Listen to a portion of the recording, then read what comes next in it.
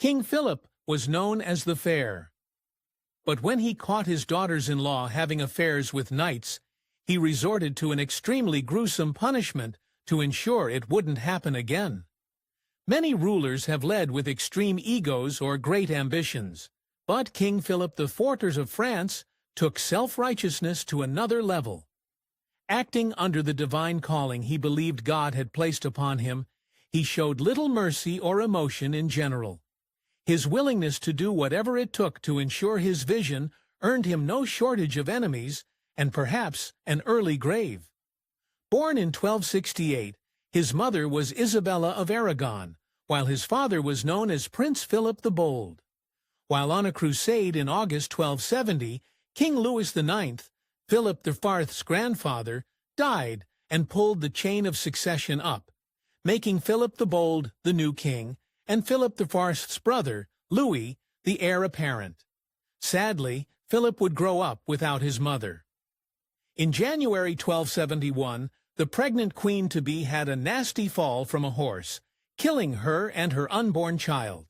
Then, Philip's brother Louis died in 1276. Shocked and confused, the 8-year-old Philip now faced his new role as heir.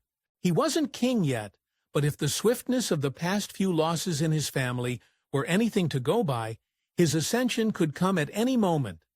As he looked for someone to model himself after as a ruler, he became drawn to the reputation and legacy that his grandfather Louis IX had left behind.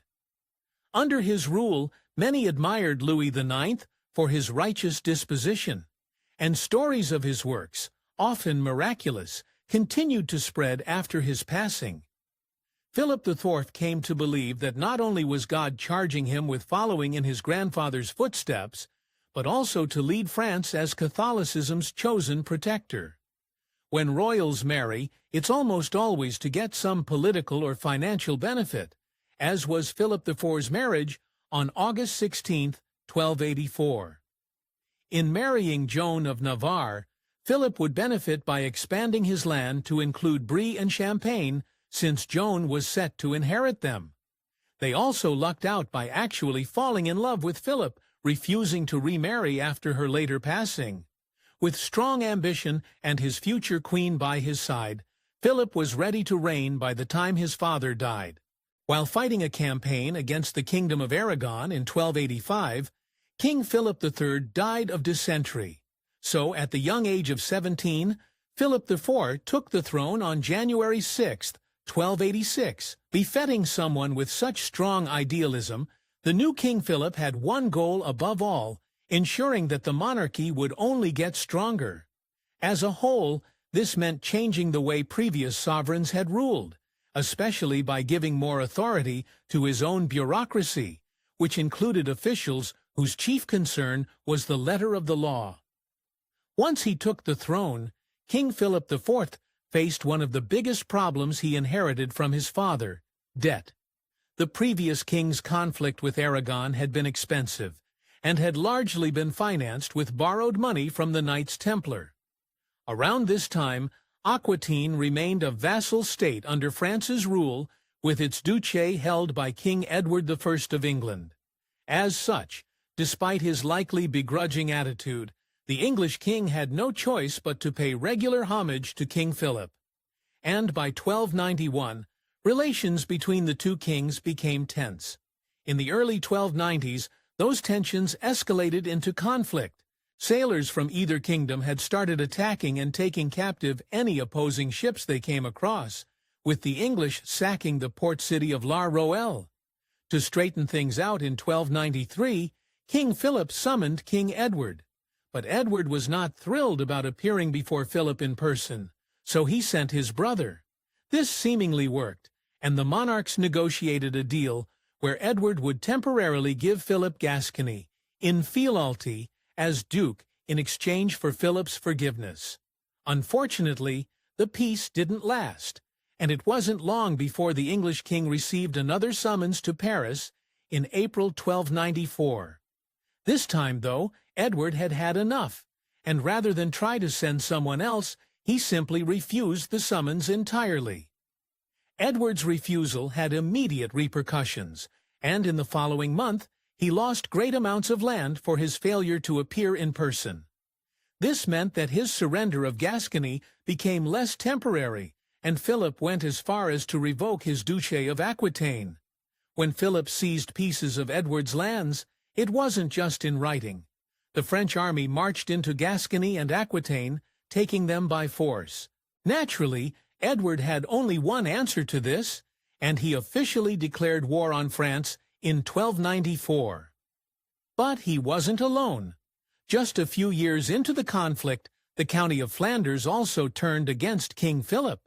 As Flanders declared independence in 1297, England saw an opportunity to unite against a common enemy, aiding the Flemish people and simultaneously weakening France.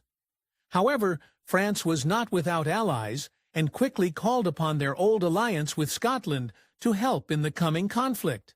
As the war between England and France moved into its 8th year, King Philip met a staggering defeat at the Battle of the Golden Spurs. And it wasn't from King Edward's forces. In fact, it was the Flemish people who soundly defeated Philip's 6,500-man army, causing him to rethink his odds against their rebellion. Although he couldn't immediately exact his vengeance on the Flemish people, around 2 years later in 1304, King Philip showed Flanders exactly what he thought of their efforts. At the Battle of Mons-en-Pavel, France's forces came at the Flemish army with no mercy and effectively ended the conflict between them. Unfortunately for the Flemish people, the tenacity and strength they showed only allowed their uprising to go so far. In 1305, Philip both cemented his victory and implemented severe measures and punishments to ensure that Flanders would never again rise against his monarchy. By the end of England and France's conflict, neither country was happy with the outcome. The goal of it all had been to settle which land belonged to which kingdom and possibly acquire more of it. But almost none of this happened. Instead, the more significant impact was on the economy, especially with all the taxes used to finance the fighting. France's economy took a major hit and suffered consequences that lasted long after the fighting. The impact of the Battle of Golden Spurs alone caused the value of French currency to decrease by 37%, and Philip started ordering the collection of silver objects from residents for minting into coins. In 1306, he brought the silver content of each coin back up to 3.96 grallers and devalued the coinage minted during the conflict. But this meant that debtors then needed to use the new coinage in their repayment, and lost quite a bit of money, which inevitably led to brutal riots. France had come out on top against England, but Philip wasn't interested in perpetuating the antagonism that led them to conflict. Therefore, in 1308, his daughter Isabella married King Edward's son, Edward II, in keeping with the 1299 Treaty of Montreuil. This was their way of keeping the two kingdoms from fighting for the foreseeable future. Still, in the end, everything comes back to money. Rather than try to figure out the financial crisis that his international relations and policies had caused, Philip decided to expel all Jewish residents of France in 1306. While he may have offered a different explanation at the time, this was likely to control the Jewish mints and collect any loans owed to the Jews. For ages, the Order of the Knights Templar had served as chivalry protectors of Christian pilgrims, but had since become more focused on the business of finance and banking. As such, considering Philip had inherited his father's monetary problems and added a few of his own, he was again heavily indebted to the Templars, and they expected him to pay it back. Unfortunately for the Templars, as he demonstrated with many before them, his answer to getting rid of debts was to get rid of the debtors. Philip made it his next mission to eliminate the Knights Templar. So, when accusations of heresy and sodomy were raised against the Knights, Philip used these complaints as an excuse to start tearing them down. Whatever degree of truth lay in the accusations against the Templars, Philip showed the ultimate holier-than-thou attitude in condemning them. Since the Templars answered to the Pope primarily, Philip framed these actions as divine justice and claimed to operate above the papacy as an almost Christ-like figure. The Templars' numbers were up, and they had nowhere to run. Philip's vendetta against the Templars culminated one dark day in October 1307 on Friday the 13th. Swiftly and without mercy, Philip's men seized the knights in France and took them into custody by the hundreds. This is where the truth of the accusations gets more vague, as nearly all confessions of heresy made by the knights came from pain and coercion. The form of torture that Philip ordered on the Templars was brutal. While the knights did serve the papacy, the Pope at the time, Clement V, was mostly inefficient at protecting them since he was in the pocket of King Philip. However, Clement still tried to arrange several trials for the Templars with no success, as Philip ordered their executions through burning at the stake before any proceedings could go through. Several years after his mass execution of the Templars, Philip faced another issue, but this time it was much closer to home. At this time, Philip's three sons, Louis, Philip, and Charles, had each been married for several years to members of the Burgundian nobility, Margaret, Joan, and Blanche. None of those marriages would last due to the actions of Philip's daughter, Isabella, in 1313. During a family visit, after all the siblings and their spouses enjoyed some entertainment, Isabella brought out a collection of distinctly embroidered coin purses and gifted one each to her brothers and their wives. Fairly innocuous until months later when Isabella allegedly spotted something truly scandalous. While hosting a dinner, she claimed to spot the purses belonging to her sisters-in-law, Margaret and Blanche, in the hands of two knights. Isabella had suspicions, and she couldn't keep them to herself. Believing it evidence of her sisters-in-law being unfaithful to her brothers, Isabella brought her claim to her father. King Philip immediately ordered his men to watch his sons' wives. Supposedly, Margaret and Blanche had been cheating on their husbands with the knights in an old guard tower called the Tour de Nesle. Although Margaret and Blanche were at the center of most of the adulterous claims, it didn't only affect them.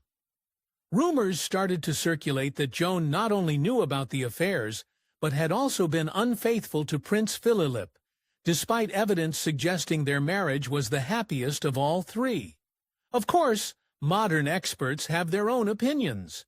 Looking back through history, it's impossible to know for sure how true Isabella's allegations were and whether she was blowing the whistle or making up stories. However, most modern historians tend to believe that while it's less likely in Joan's case, Margaret and Blanche were probably carrying out secret affairs.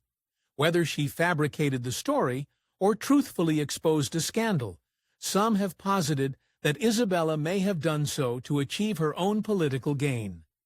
It's possible the princess hoped that by removing her sisters-in-law, her newborn son would have an easier time taking the throne. Whatever the case, her actions had serious consequences. Ultimately, King Philip had enough evidence or testimony to satisfy him after having his three daughters-in-law surveilled for a short period, subsequently taking them into custody. He also captured the two knights, and just like the Templars, had them tortured, making their resulting confessions questionable. Philip brought all his daughters-in-law to court, resulting in Margaret and Blanche being found guilty. Fortunately, his son, Prince Philip, intervened and influenced Joan's eventual verdict of innocence. However, the two knights weren't so lucky. Found guilty of adultery, Margaret and Blanche each had their heads shaved, and the courts sentenced them to life in prison. Comparatively, they may have gotten off easy as both guilty knights were then tortured, fleed, and executed in what became known as the Tour de Nesle affair.